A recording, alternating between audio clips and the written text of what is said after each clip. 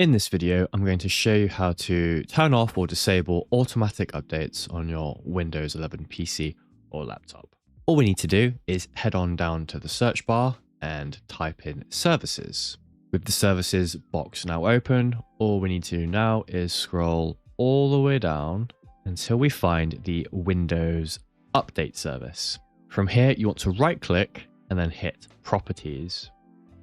In this first window, you need to find Startup Type, which is most likely manual. You want to turn that to disabled.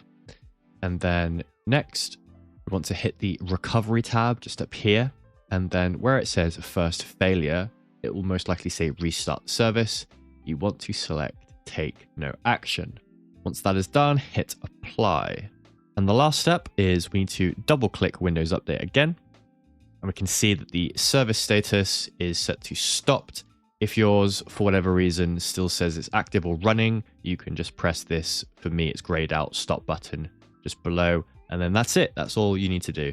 Thanks very much for watching, and I'll see you in the next one.